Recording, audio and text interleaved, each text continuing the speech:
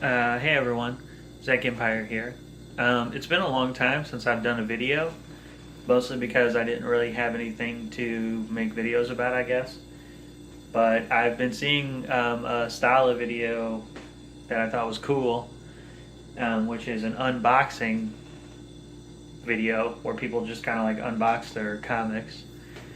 So the other day, I got a new car. I've been saving up for a car for a long time, and I had to get one sooner than I thought. But I had budgeted out my money, so every time I got paid, I could take $200 and put it into my savings account, and I was going to use that to get a car. But then I ended up getting a car like really quickly, and I thought, well, I already have this budgeted out. Maybe I'll just take one time and spend that money on myself and get some comics. I wasn't really sure what to get, so I kind of made a list, and I decided to get some stuff that I don't normally get, and then I decided to get some books that I probably normally would not spend the money for. So this just got delivered. This is $200 worth of books I got from In Stock Trades. If you don't use In Stock Trades, you should definitely check them out. It's a really awesome website. You can get books for sometimes 50% off on new releases. Usually, Marvel, DC stuff's like 45% off. Dark Horse, Image, 45%. Fantagraphics, Stone and Quarterly, they're usually like 25 to 30% off, but it's still a really good deal, and they always ship really well too. They take a lot of care with the stuff they send. I've gotten books from Amazon before where they literally just throw it in a box and they tape the box shut so that it gets all dinged up. So I haven't opened this yet. I'm going to open it now, and we can check out what I got. Nice knife I got. This knife was actually not the car I just got, but in another car when I bought it, this knife was in the glove box.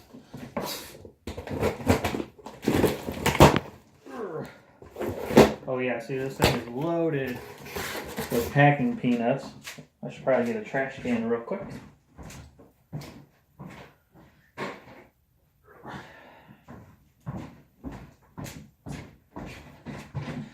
As you can see,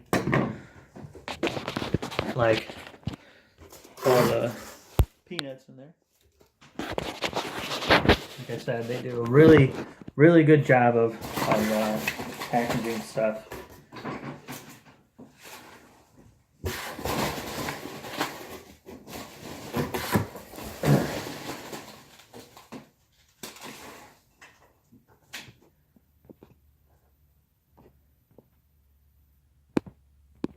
Nope. I was going to pause it while I did this, but apparently that's not working. So, okay, it came in different ones, huh? Oh man, oh boy. Multiple packages. Just a huge, huge. Okay. Peanuts out of here.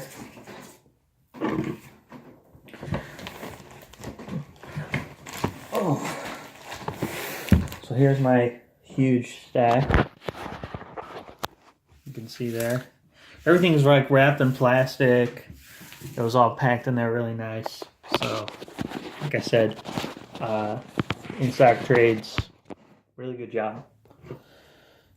So, let's look at these books.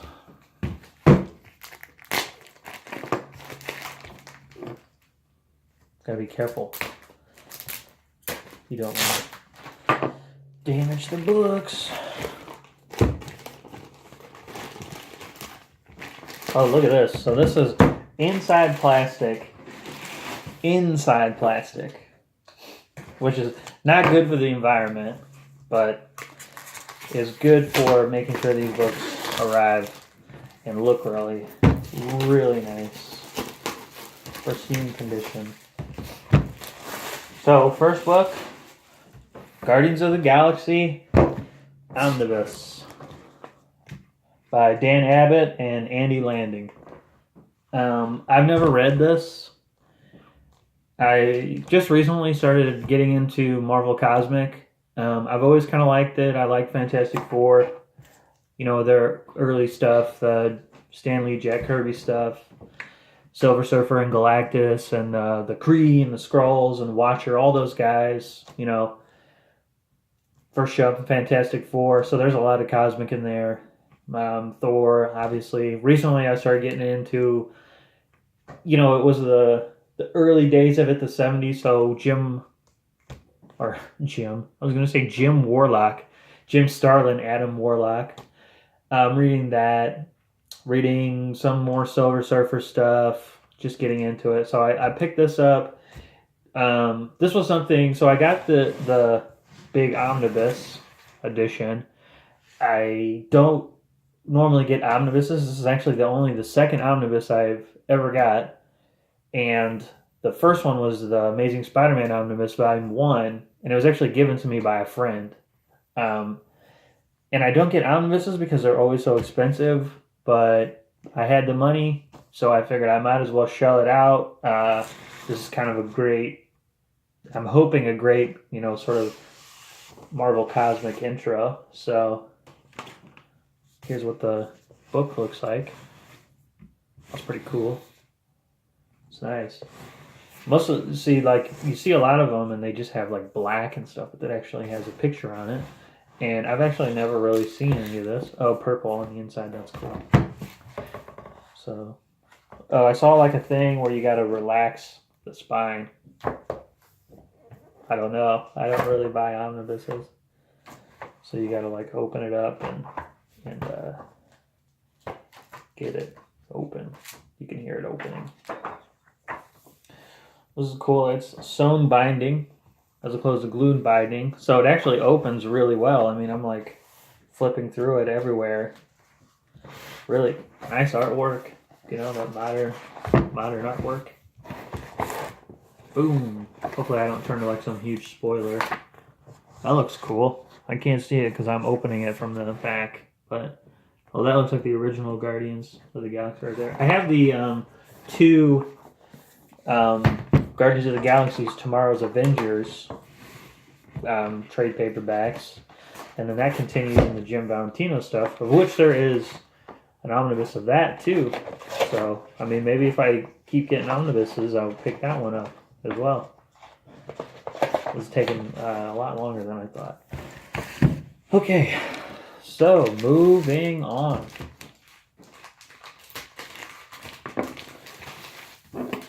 This is the most exciting thing in the world. Watching someone open a package. I'm sure it's riveting. I'm sure I'm like #1 on YouTube already. Featured video. 1 billion subscribers. Insanity. Just complete and utter insanity.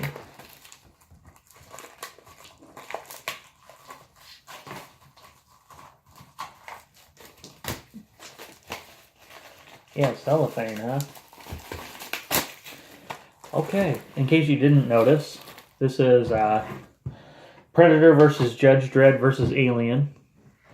This isn't a book I would normally get, but I'm trying to get different stuff that I wouldn't normally get.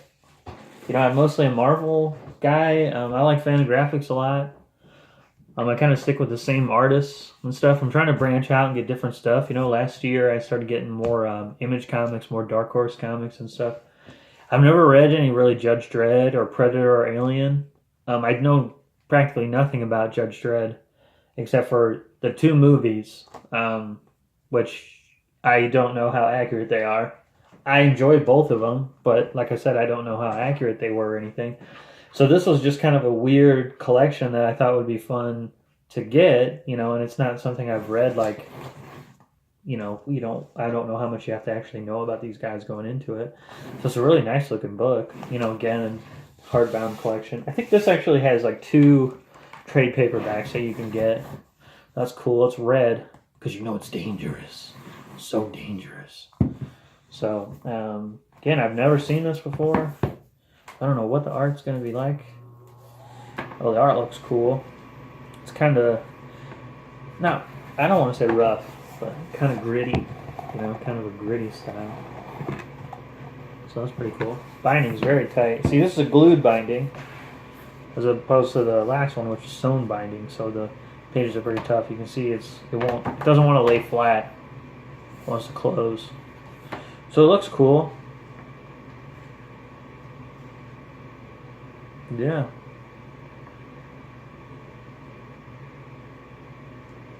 Cool. So there's that one. I guess I should have said who did these books. That's probably something people want to know too, huh?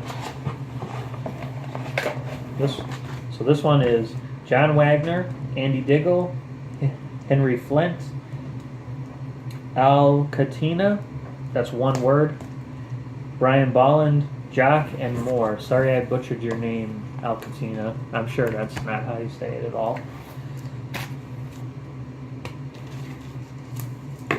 This is what I'm really excited for. Oh boy. Uncanny X-Men, Volume 1. Obviously, Chris Claremont, Dave Cockrum, John Byrne. You know who they are. This is the beginning of the Uncanny X-Men when X-Men was relaunched after the Silver Age into the Bronze Age. See, there's a nice cover gallery of all the books you get. It's pretty good.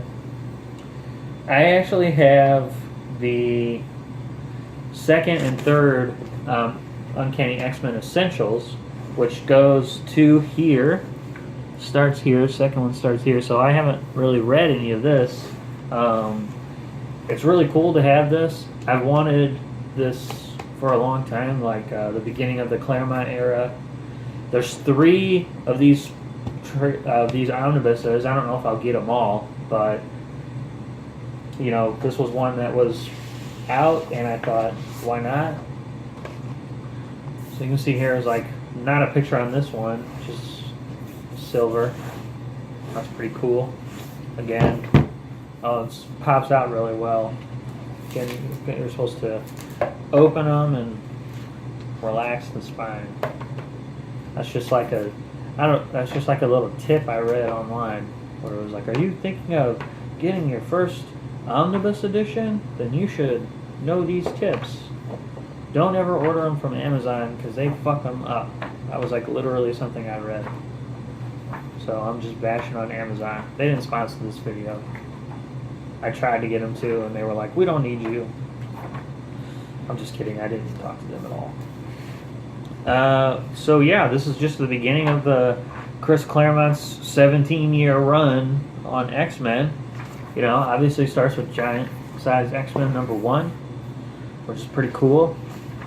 I'm really looking forward to reading this. This might be the first thing that I read, you know, of these books, because I mean, the art looks cool. It's interesting to see these like in, you know, like, I mean, I know this cover. I've never read this issue. I know the cover. It's interesting to see, you know, these in color, because I'm used to seeing them in black and white. Yeah. Oh, here's a good one. The George Perez drawn annual where they fight Arkin or something like that. It's pretty cool. This looks neat. Uncanny X-Men Omnibus Volume 1.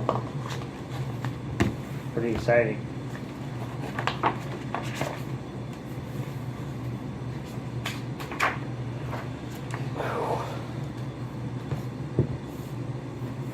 Okay, last package. These are kind of smaller. Again, they're just like really well shipped.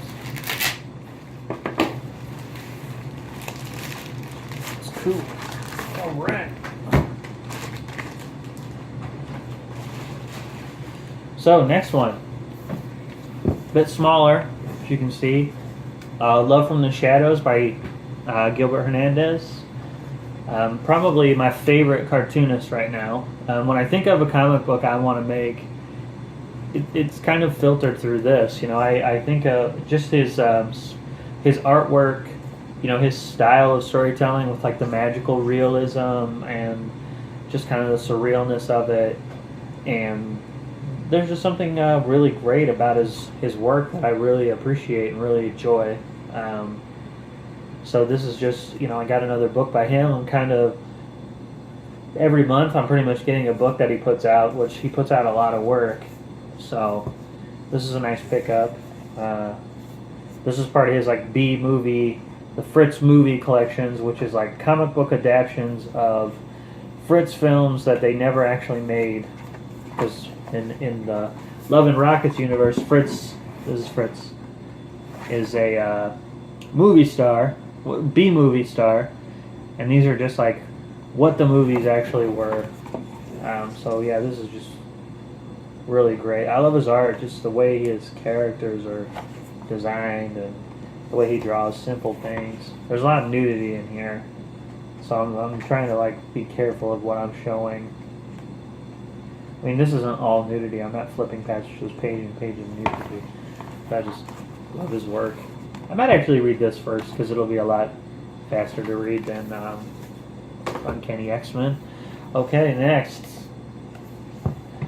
The complete Frank Miller RoboCop omnibus. I didn't realize this was a trade paperback. I thought this was a hardback when I got it, but that was apparently just my misunderstanding.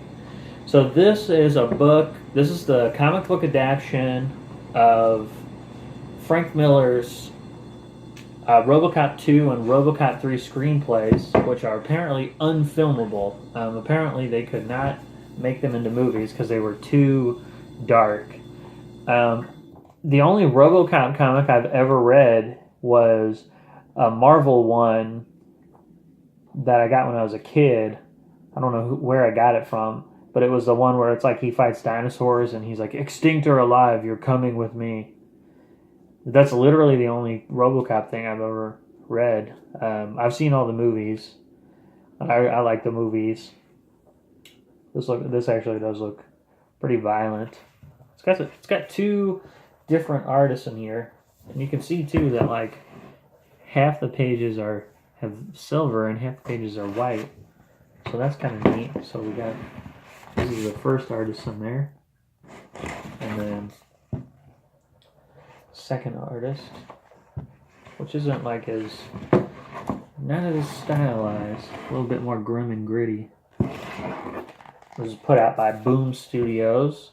It's Frank Miller, Stephen Grant, Ed Brisson, Juan Jose Reap, and Korkut Askununas. I'm not sure how you say that. Again, I apologize because I'm completely butchering your names.